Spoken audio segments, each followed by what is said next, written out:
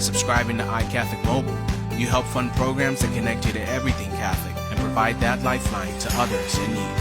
With every dollar earned, a portion goes to Catholic media, education, and the formation of souls. Join today at iCatholicMobile.com.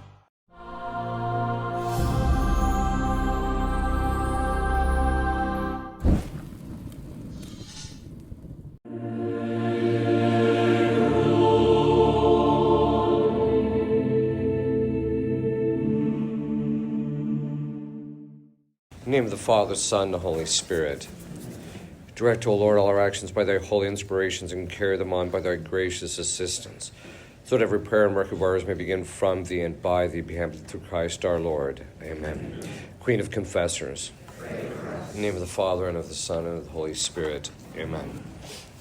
So, the last conference is on a topic. Some of you probably heard the word, but we want to do a bit more of a deep dive into it. It's called sophistry. And basically, what we're seeing, not just outside the church, but even inside the church, we're seeing an awful lot of sophistry. And it has to do with the fact that when you watch things on TV, or even when you hear even bishops talk, they're saying stuff that you know isn't true. And you listen to their argument, and you know their argument isn't necessarily sound. You might even know why it's not very sound. But they keep pushing the same kinds of things that we've heard for decades that just don't work, or just simply we know it's false.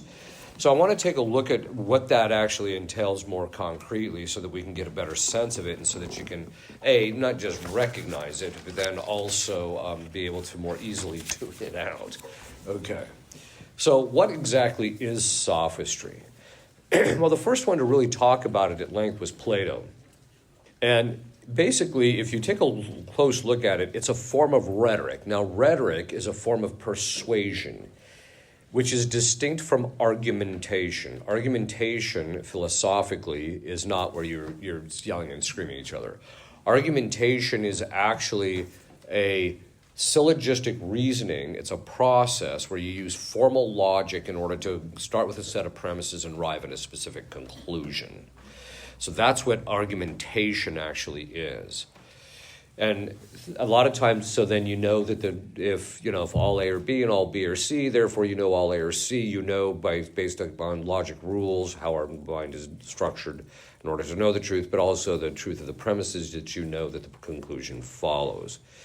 And so according to the philosophers, if you actually have use of reason and you know the truth of the proposition and you actually know the terms of the proposition, of the first two premises, then when the conclusion is drawn, reason will naturally see it, and you know that it's true. It's not a question of choice at that point. It's just you recognize that it's actually the truth of the actual matter.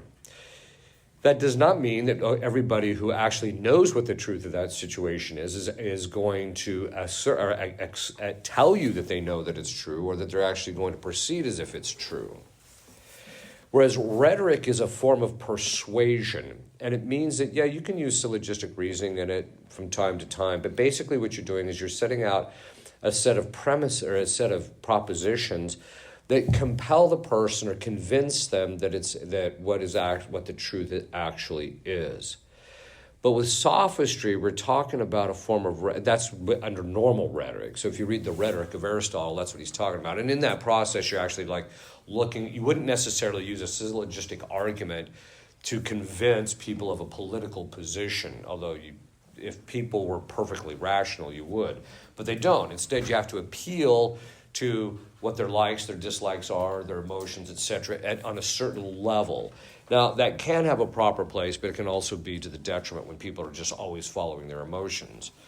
But you can start with that and then lead them to the actual truth. That's what rhetoric is supposed to ultimately be. So if you read Aristotle's Rhetoric, that's what it's about. But sophistry, rather, is a form of rhetoric. So it's a form of persuading people which does not seek the truth. In other words, that's one of the hallmarks about it. You can see this on television. Somebody will set up somebody will give an argument, and then the other person will completely deconstruct the argument, show that it's completely contrary to reality, the facts, and everything like that. And then what the person does is that they ignore the fact that their argument has shown to be untrue, and they keep pushing it, but then they just switch tactics on it. We know it's not the case, for example, the X, Y, and Z, but they still keep pushing it, okay? But rather, with sophistry, because it doesn't seek the truth, it seeks to undermine sound argumentation, sound reasoning. It's actually contrary to reason. They're actually using their verbal skills and their linguistic skills in order to undermine the truth and actually get you to buy into something that's actually false. And the reason they actually do that, according to Plato and Aristotle, is because they're trying to gain something. The technical term for that is it's officious. They're trying to gain something in the process, and they don't care about the truth. They're going to just give you any argument or say anything that's necessary in order to persuade you to follow this, a line of argumentation, so that you'll do what they want or give them what they want. This is why Plato defines sophistry as, this is a very key argument, or key definition, we're going to unpack this a lot. He defines it as making the lesser argument appear the greater.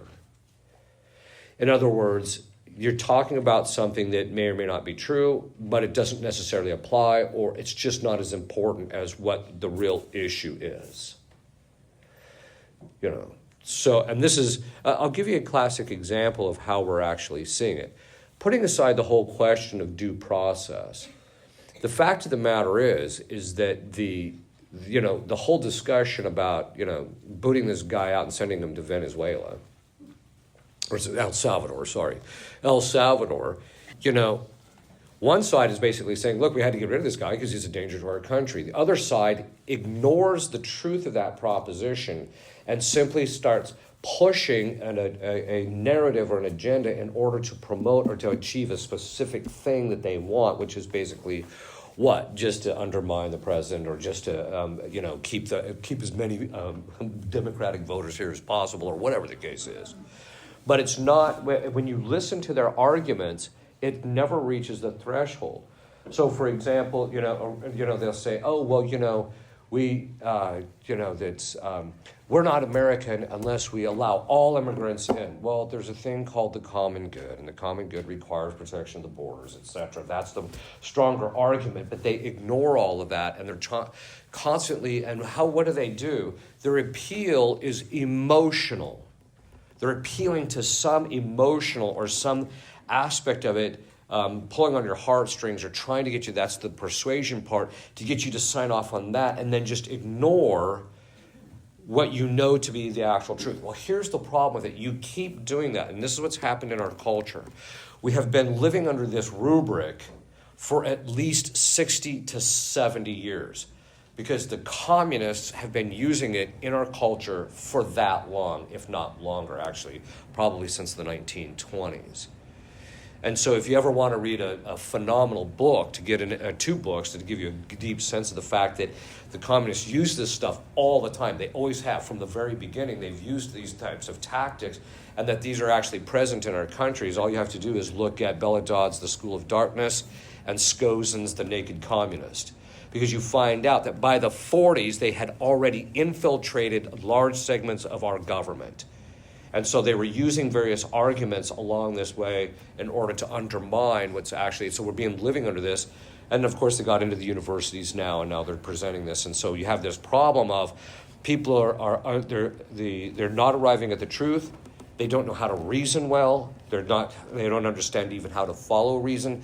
And if anybody who presents a reasonable argument, they're looked at in suspicion now, because people have been habituated in this sophistry to follow the emotional argument, which in the end very often is the lesser argument. It might be true, but it's not the truth, or it's not as true, it's not as important. We do have to treat all the people that come across the border with a certain civility and a certain justice and a certain charity. That doesn't derogate from the fact that they don't belong here and we got to get them out of here, otherwise it's going to undermine the common good. So there's that problem that you tend to see that ends up happening because, the heartstrings of, this is so important, we have to do this, Look, I'm not,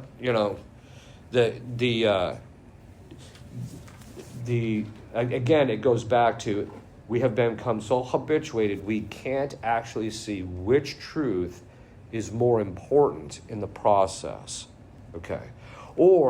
And very often they just tell you stuff that's just out and out lies, right? In order to persuade you, because they know that if they keep saying it, eventually that you'll be persuaded by it. So it's when the lesser argument, they try and make it appear the greater, and the way they appear it has to do with a very specific psychological mechanism in human beings, and this is how it works. Every time we have what's called an antecedent emotion, we have an emotion. When our intellect goes to make a judgment about that emotion is actually, once we have it, that emotional, that sense experience of that emotion gets into our imagination. And so when we go to make a judgment, which the intellect requires to be able to look at the image in the imagination to make a judgment, then what happens is that the emotion, St. Thomas says, draws our judgment to excess or defect. It makes something seem worse than it is or better than it is, rather than as it is. And we all know this to be the case. All of us who have been angry make a judgment about this is the thing to say, or this is okay to say in this moment, or this is proportionate to what this person's doing. And then after the anger subsides, we realize that our judgment was drawn to excess. We really shouldn't have said that was actually bad.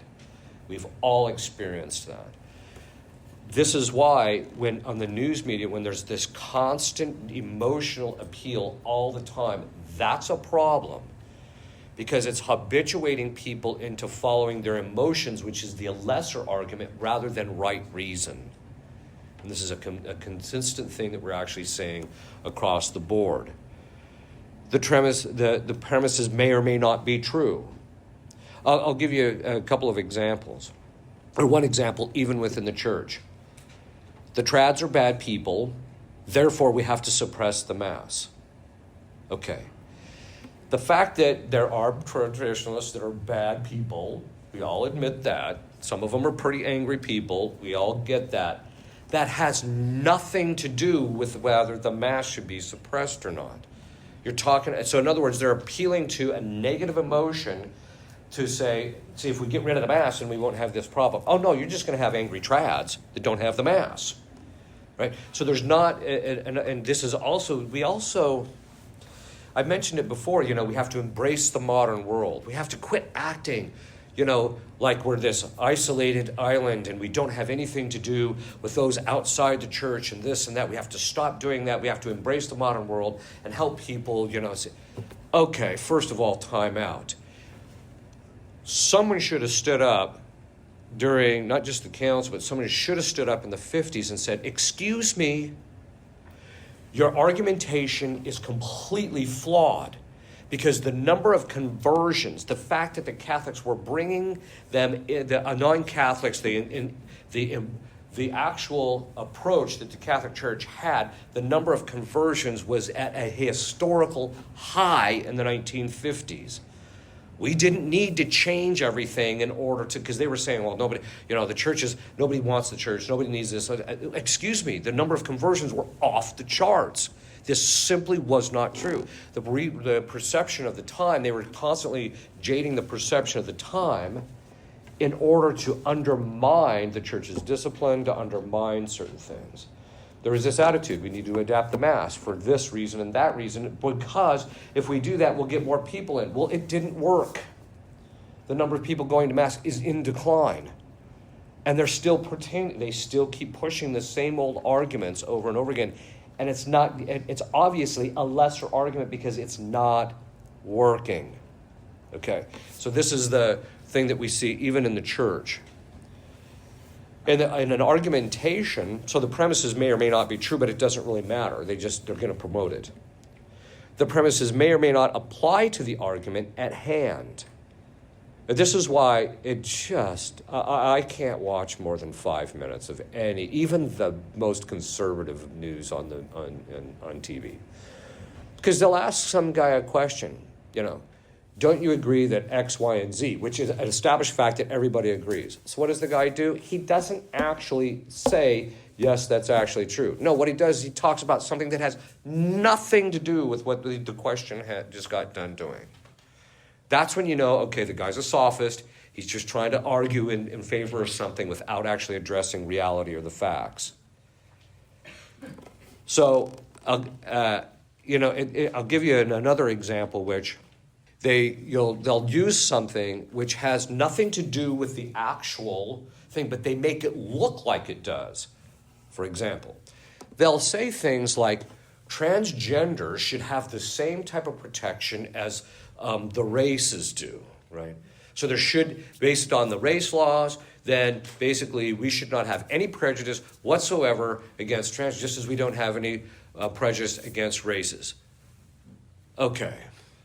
First of all, what race you have is completely out of your control. You're just born there, right? A transgender is not born that way. It's a formational issue. They all know that. Even the modern studies have come out to show that.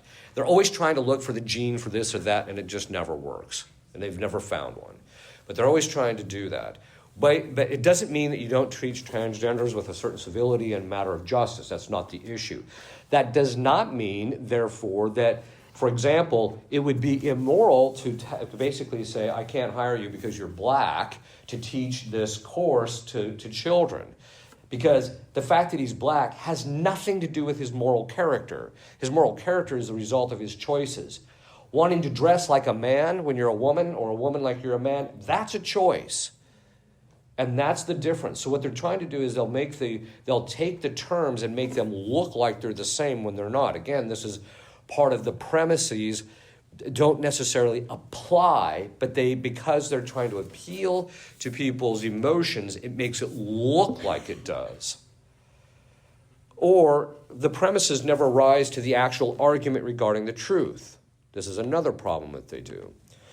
So, in other words, the argumentation that they're using never rises to actually an actual argument regarding the truth. For example, I mentioned this before, the church needs to embrace the modern world. No, it doesn't need to embrace the world, because that's really what happened. And the fact that it's modern has no bearing on it whatsoever. Modern man is not essentially different from any other generation since the time of Adam. It still suffers from all the wounds of original sin, ignorance, malice, weakness, and concupiscence. It suffers from the same sets of problems. It still suffers from the same sets of issues in relationship to their sinfulness. The fact that they actually would say that modern man is different, really, that generation just boggles my mind when they say that because of this one reason.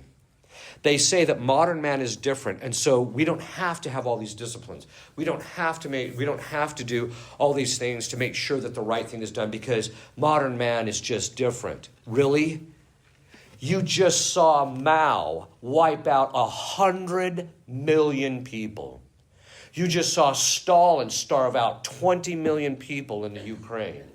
You just saw millions of people wiped out during the Second World War under your watch. You were there. And then you're telling us that somehow or another we're different, we don't have to worry about these things? You're not even in contact with reality. But this is actually the difficulty that we're actually seeing. That their arguments that modern man is different, it doesn't even rise to regarding the truth. That's just not true. Modern man is not different. If anything, he's more evil in his behavior. The church didn't need did the church need reform? Actually, it did, but not of its disciplines. What it needed was reform of the people in the church. Because at the time of the Second Vatican Council, or actually in the 1950s, when all the call for reforms were being called for, what really needed to change was the hearts of the people. Because I mentioned they didn't want to embrace their cross. But you've also probably heard me say this too. Everyone's got this idea that the fornication really began in earnest with the hippie generation because it was out in the open. That's not where it began. It began in the 1950s. It was quiet because the morals had collapsed. And how do we, among the sexual morals had collapsed in the church? How do we know this? Because almost all of the pedophilia issues, the homosexual issues, and all the priests sleeping with women issues that occurred in the 70s and in the 80s were the guys that were in the seminaries in the 50s. That's when it actually happened. And so what we needed was reform of our hearts, reform of the people in the church, not the actual discipline of the church. We see sophistry all over the place. For example, you'll hear them say, this is a perfect example of this, is they find out that there are, hordes and hordes of people collecting Social Security, and they're over the age of 130. What do we hear from the people who don't want that to be stopped? You're cutting people's benefits off of Social Security. That's not what we're doing. We're stopping people who aren't even alive from receiving it. But you see this, there's this, the sophistry is trying to make that the argument they use is trying to tell people that they're just trying to deny people's right to Social Security, rather than actually dealing with the actual argument. I mean, obviously, if the current administration was going to just start slashing Social Security, that would be another issue. But they're not. They're just trying to clean up people who have no business getting it. There was a woman in California. This is a little while ago. It doesn't have to do with the current situation, but it gets to what the current situation, how we've got things structured, even in our own government, can actually be a problem. There was a woman in California that was receiving welfare under 200 different aliases. Her income was over $200,000 a month from the government. And the only reason she got caught, she was living in Beverly Hills. The only reason she got caught is because her friend said that's not right and reported her. But this tells you that, when they sit there and then they'll turn around and say, oh, you're trying to cut off people's welfare. No, that's not what's happening here. But this is, again, it's shifting the argument. Anytime you see the argument shifting to something other than what's actually going on, you know that sophistry is part of this. And they're going to use it. Why are they appealing to? You're cutting off people's Social Security, which is basically what? They're appealing to the emotions to make that look like the real issue when it's not. Another thing that they do is they argue making the exception the rule. The exception is the lesser argument, and the rule is the greater. So for a common one, which you'll actually see is, where did the government get the idea that somehow or another that it should basically have the degree of control over how parents exercise their rights in relationship to the child? Where did they ever get this idea? So certain people, okay, it's true that certain people gravely harm their children. And so they'll say that, oh, well, there's children getting hurt, therefore the government has to get involved. No, it doesn't. It might have to get involved in specific isolated cases. That doesn't mean it has to be involved in the day-to-day life of how parents are actually raising their children. It has no business being there. In fact, one of the things, to give you an idea that we have completely succumbed to sophistry, has to do with this. In the Middle Ages, the government had practically no role in the day-to-day life of people. Practically no role. It wasn't until the Protestant revolt that the government started stepping in and controlling a large aspects of I should say in a more extensive way, controlling various aspects of the politics, and that the government from there started to become more and more and more important in people's lives. So it actually went viral when I said that the government is not entitled to more than God. Therefore, the government, in all forms of taxation, it's immoral for them to tax more than 10% in all forms of taxes combined. They're not entitled to more than God. They're not God, but somehow or another, they think they're actually more important than the actual art. They're in every aspect of our life, and they have no business being in there. Take, for example, the fact that, we have all these entitlement programs. When a lot of that started had to do with Roosevelt, who was a card-carrying communist. Literally, if you can actually listen to his speech where he just openly states all the communist stuff. He openly states it. But he was the one who started all this stuff, and then the starting of Social Security was originally supposed to help widows. Well, what should have happened is the government should have incentivized it to help people of means to help widows, to help the church help widows. Those are the part, the entitlement programs like welfare and all these things, taking care of people who are sick, all that stuff. The government shouldn't be involved in any of that. That should be the place of the church, not the government. Because every time they take money from someone in order to pay for these other things, when it's not necessary for the common good, that by the common good I mean something that falls directly under their authority, they are essentially committing theft against the citizenry. Actually, it's technically robbery because it's under the threat of violence, because you're going to put you in jail. The reason I'm going into all this is that the sophistry that somehow or another the government is important has become a gargantuan problem. The fact that you turn on the news media and 90% of what you watch has to do with the government. It should be the exact opposite. 10% of the news should be about the government. The rest should be about all the other stuff that's actually important in people's lives. It's upside down. It's not until the government ceases being as important as it likes to think it is. It's gotten too big for its britches, to be quite frank. But this has to do with the fact that the sophistry, people have gotten sucked into actually thinking that the government's important, and it shouldn't be as important as they like to think it is. It has a specific role. If they actually went back to what the original founders in this country had originally, it'd probably be a little bit closer to where they actually should function. But another place is it has to do with the parents. You hear that, it takes a village. Really? So, and that has to do with this attitude. And I can't remember which politician said it, is that the children belong to the state. No, they don't. They belong to the parents, not to the state. And so this is a sign, again, and again, it's all based on sophistry. Oh, well, some parents aren't raising their kids right. The reason why the government has to be involved in education is because some parents just don't educate their kids well enough in this. Okay, we're back to your making the exception appear greater than the actual rule. The rule is that the parents should be taking care of that stuff. Because some parents don't educate their kids right, therefore the state has the primary role to educate the children, is what we're told, which is not the case. Parents are the primary educators by the teaching of the church and even by the natural law. In fact, the very phrase in loco parentis, somehow or another that gets lost on most educators today. They think that, we get to do what we want in our classroom. No, you don't. You're acting on behalf of the parents, not on your own. And these children aren't yours. They actually belong to the parents. But this is, again, all part of the actual sophistry.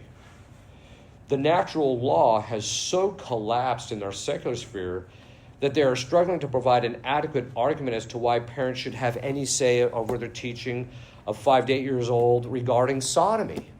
They're literally struggling. I don't know. How do we argue this? It's like the time I was sitting next to a cardinal. He's a good guy. He's I think a morally man, probably holier than I am. But he's talking about the whole transgender thing and all of that. And he's just like, the church is just going to have to come up with some answer to this. I almost looked at him like, what planet are you and I are not in the same religion? Because if we were in the same religion, we would both agree all the church has to do is teach the natural law and it's over. But the church hasn't been teaching the natural law. But the fact that he couldn't even see that the natural law was the solution, that the church already had the answer, is flabbergasting. And that's a sign that, again, people, they see these lesser arguments, like, how are we going to answer this? Well, all you have to do is actually give the answer, to state the truth on a consistent basis over and over again. But this is the fact that again, the natural law has collapsed. People don't even see the natural law as having any binding force in relationship to it. In the church, they were saying that active lay participation in the liturgy, that's the lesser argument, is seen as taking precedence over the liturgy giving God his due worship, literally. You see this among certain clergy. They're actually more worried about whether someone's going to be offended by what they say in the liturgy than whether God's going to be offended. This is a problem. In fact, God bless him, I always loved the guy. I mean, he had some problematic theological issues, but I thought that he was a holy man. He was trying to do what he thought was right. It was Cardinal Ratzinger, later to become Pope Benedict. Cardinal Ratzinger was invited to Wiegratsbad, where the fraternity has its seminary, and he did the first solemn pontifical mass that he had done in decades. And after the mass, he came into the sacristy and said, "I had forgotten how theocentric the old rite was." Unpack what that he just said. Now, by the way, I know he knew that was a problem in the current ritual, that it's become so homocentric, so centric on human beings, that we've kind of lost God in the process. And the way we know this is because of the fact that if we actually believe that was God, first of all, you wouldn't have your back to him. But the second of all is that the way he would be handled in communion would be a completely different animal. So he even knew some of the problems. He saw these problems. But that tells you, though, that even in the church, they literally used a lesser argument to bludgeon the church to completely reform the liturgy in such a manner that it actually stripped the glory that was given to God. And that's, again, making the lesser argument appear the greater. It doesn't mean that the lay people shouldn't have a participation in it, but it should be interior in unifying them, their sacrifice that they're doing with the sacrifice of the priest. That's the fundamental aspect of it. Okay, so this was the whole thing that actually, and until we get over the sophistry, even in the church, but it's in the government. You can't watch 5 minutes of news media without sophistry being all over the place, even among the best. And they've all gotten sucked into it, where there's certain arguments that are clearly the elephant in the room, and yet they just avoid those things, like the plague, in order to just stick with this one thing which is, okay for everybody to talk about. After a while, when the sophistry becomes so endemic like it is in the church and in the world, it starts to become motivated by malice. Because sophistry is making the lesser argument appear the greater. What's malice? Choosing the lesser good over the greater good. If you are going to pursue and ignore the greater, a truth, or to ignore the truth, or to ignore a truth that's more important in a particular situation, to pursue a lesser truth because it's more comfortable, or everything, over the course of time, when you keep choosing that, you're just going to become malicious, where you're just going to choose the lesser good over the greater good, period. And this is a sign that our culture is imbued, and that the more relativistic it becomes, the more the malice and the sophistry are just going to take over. That's where we're at in our culture. Now that you're depressed. So what's the solution to it? Well, the first part of it is proper education and intellectual formation. We've got to get away from all this nonsense and actually go back to reading, writing, and arithmetic, and actually learning logic and things like that. The second, so just on an educational level, it all has to change. We've got to get away from everything that's driving that and just get back to the foundations, because in reading, you actually learn how to think. You learn how people, if it's the right stuff. In arithmetic, you actually are using certain kinds of logic skills and a structured way of thinking, because arithmetic is basically, mathematics is basically the structure it's supposed to be, although the upper levels of mathematics have become completely detached from reality. But true mathematics is actually going to help you to see reality, so it keeps you in contact with reality. Reading, writing, and writing, the writing requires what? Composition. Our mind has a specific structure, and so even our grammar is based upon how our mind is structured in order to think in a logical fashion.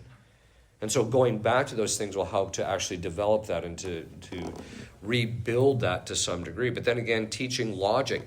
Another thing is I'd really recommend this I'm thinking of actually doing a series of videos on it, just short videos. But you should really get a book on informal fallacies. Because the informal fallacies today are just so ridiculously off the charts. The fact that there's, the various kinds of informal, like ad hominem, right? Instead of somebody brings up an argument, what do? They attack the individual instead of dealing with their argument. Well, that doesn't help, right? And so that's just one example. There's a whole series of them, and if you actually know what the informal fallacies are, you can't watch 5 minutes of discussion on TV without realizing the whole thing is just absurd. But then, I really recommend you study this. It doesn't require a whole lot of reading. In fact, you can buy some really good books on informal fallacies. My suggestion is to buy a book that is a reprint of something that's been out of print for about 50 to 70 years. Because if you get some of the more recent stuff, it starts getting a little dicey. So the first is that the second part about it is that we have to stop being malicious ourselves. We have to be willing to pursue the greater truth or the greater good, and that means that we're going to have to be willing to fight for the truth when our state in life and our circumstances require it, not just letting it go every single time. So we have to be willing to stand up against them when we see that this is just not the case. This is actually the fundamental problem that we had even in the church, where a lot of times these guys knew that what was coming down the pike or that what was being proposed was actually bad, but nobody would speak up or do anything about it. I mean, just look at the whole thing on synodality. How many bishops actually spoke up against that? A handful. Just a handful. That's it. The rest all just sat there, which tells you they're more mercenaries, because mercenary is basically you're a hireling, and so as soon as the wolf comes, you run off because you don't want to get hurt. Whereas a true shepherd is willing to lay down his life for his sheep. He's willing to suffer, but they don't want to do that. But they have to be willing to stand up. The second thing is stop listening to their arguments, because they're just trying to appeal to you, and they're just trying to just stop listening to them. We have to, in our culture, we have to stop giving these people a hearing. Once we recognize that they're not interested in the truth, that they're just trying to sell something or gain something from us, we need to just cut them off and stop listening and not give them a platform in order to talk. I suppose there's always Twitter and Facebook. But we have to stop. But even there, people have to stop listening to them. And this is one of the reasons I tell people, look, just stop watching television news. Just stop watching it. You need to get your news to some degree, but there's places where you can get your news. And even the best of them out there, you have to wade through a little bit of it and don't spend a whole lot of time on it. But we have to stop giving them a hearing. The minute we discover that they're not being honest, they're not being truthful, we just got to cut them off and say, until you're willing to actually talk about the arguments in a rational, coherent way without appealing to the emotions or making all these emotional appeals, we're not going to listen to you. Because that's what they would do in the past. In the past, as soon as someone would become emotional or give an emotional argument, people had a natural inclination, because they were naturally virtuous to some degree. Their natural inclination was to do what? Dismiss them. As soon as somebody becomes emotional, if you're a rational human being, your first response is what? What they're saying, what they're talking about, and what they're going on is don't paying attention to it. Just ignore it until they calm down. Then you can go talk to them. Why? Because we intuitively knew that if they're emotional, their judgment isn't sound. It's either excessive or defective. And so we just didn't pay attention to them. We've got to stop giving these people a hearing. The next thing we have to do is we have to stop tolerating the practices that were put in place by Saul Alinsky. Now, how many of you know anything about Saul Alinsky? Okay. This guy did an enormous amount of damage to our country, and actually worldwide. Because basically, when you read, first of all, he dedicates his book, Rules for Radicals, to Lucifer. But when you read this guy's tactics, it's what you see demons doing all the time, actually. Appealing to people emotionally, this, that, or the other thing. But one of the things that drives me out of my mind is people who are rational generally have a sense of decency, generally. If they're rational, they're not going to, when you're entering into a discussion with somebody, if a person's rational, they'll start presenting the argument. If someone rebuts it, what they'll very often do is wait until the person finishes saying what they're going to say, and then they'll address that particular topic. But that's what rational people generally do. They have a sense of decency.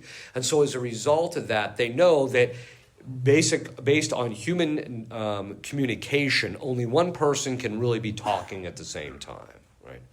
That's not what Saul Alinsky taught them to do. He taught them that if you're losing the argument, or if it's shown that your argument is actually false or it's contradicted to where it looks like your argument's going to lose, what you do is you just start yelling and talking over the person and power your way through it, so that you're the one that gets to do the talking and not the other person who's contradicting what you say. That's why I can't watch anything, even on Fox News. There's this particular one individual on there. If I was sitting there talking and he started doing that, I'd wait till he finished, and then I would just say, Saul Alinsky taught that what you do is if you can't rebut the person, or if you can't have a sound argument, and you can't enter a rational discussion with them, you just talk over them. And I would just look at the guy and just say, if you don't mind, I would appreciate you not using that tactic here. Someone needs to call him out on the carpet. We need to call him out on the carpet and stop tolerating that type of thing.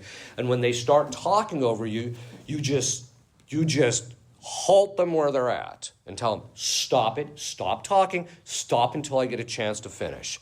We have to stop them and get them, because they also know that Saul Alinsky knows is that a particular thing, which, and this is actually, and then we'll address one other thing, he knew that most people are somewhat timid, and so they're not going to stand up against that type of thing, and they'll just let people bowl over them. This is why they go into meetings and they start yelling and screaming and shouting everybody down, right? This is, again, it's just a form of sophistry by trying to force their argument so that it appears like they win. They won the argument because they were the only ones talking when everything was done, and they were the last ones standing. We have to stop tolerating that. Just haul them out. If they can't sit and talk, if they can't sit and listen to somebody else present their argument, just haul them off. Okay. This same thing actually has to be done even in the context of the church. We've got to stop listening to the ones that are trying to push things that are actually contrary to the faith and contrary to what we know that Christ has always taught. And this is, again, because a lot of times they're just, it's... I'll give you a classic example of this. It's this attitude, this all came up in the context of giving homosexual blessings, right? And the question was, if a homosexual couple comes up to you, can you bless them as a couple? Well, obviously, no, because, and this is the thing that nobody was paying attention, everybody gets sucked into the discussion about, well, you can bless one of them independent of the other, which is actually true, but you can bless one independent of the other, but you can't bless the two together. That was the lesser discussion. No one was talking about the fact that these two shouldn't even be in the presence of each other because they're an occasion of sin to each other. They shouldn't even be around each other. So when they come up, you should have said, hey, you go over there, you go over there. But nobody was even talking about that element. And so you see the whole thing and this is again a tactic. This is actually a tactic of Marxists, but it's actually a tactic of Saul Alinsky.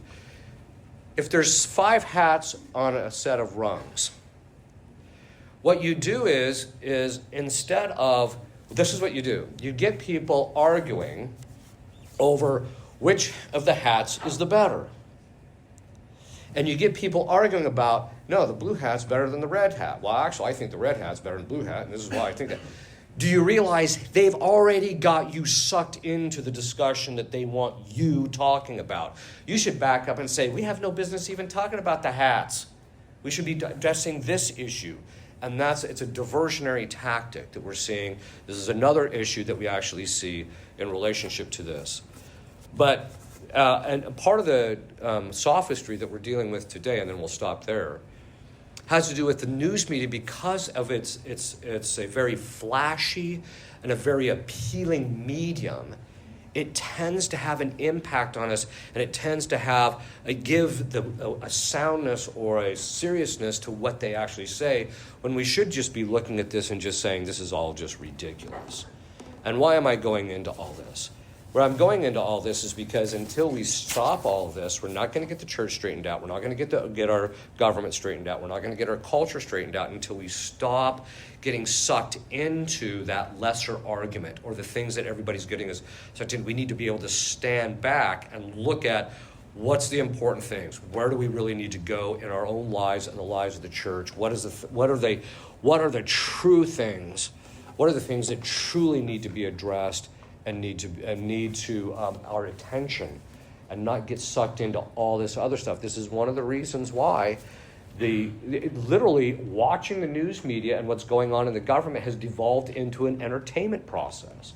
Is this person going to win after this? So they're going to beat up. Oh, this guy beat this up. Oh, that was really good that this guy got the better of that guy. And nobody's paying attention to the fact that the government shouldn't even be in any of this. And so this is something that we need to just don't get sidetracked, and just be aware of the fact that when someone's using emotions, or they're using certain things that are flashy, or whatever the case is, or if they're talking over you, you know that it's sophistry, and you need to back up and analyze what is really going on here. Okay. Benedictio Dei omnipotentis, Patris et Filii et Spiritus Sancti super vos sit manet semper. Amen. Ave Maria Stella, Christus vincit, Christus regnat, Christus imperat. Getting ready to buy or sell a home? Do you want to help support pro-life organizations? Then you need Real Estate for Life. Get a top-notch real estate agent and support pro-life causes. Go to realestateforlife.org to learn more.